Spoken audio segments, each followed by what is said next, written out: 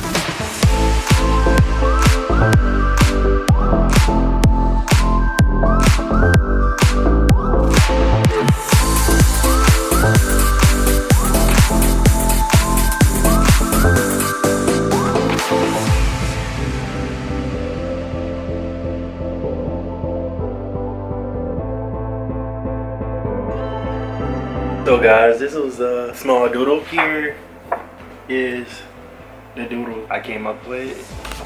It was off the top of my head. That's the whole point of this whole video. Draw something at the top of your head, and you know, I guess it's alright if you can't explain it, because I can't at all. I don't know what I'm drawing, but I know what I'm drawing. It's just that I don't know. Yeah, that's all I can say. So yeah, this was a small doodle. I hope you enjoyed. Like, comment, and subscribe. Make sure you turn on that bell notification so you won't miss out on the next video. I'm out.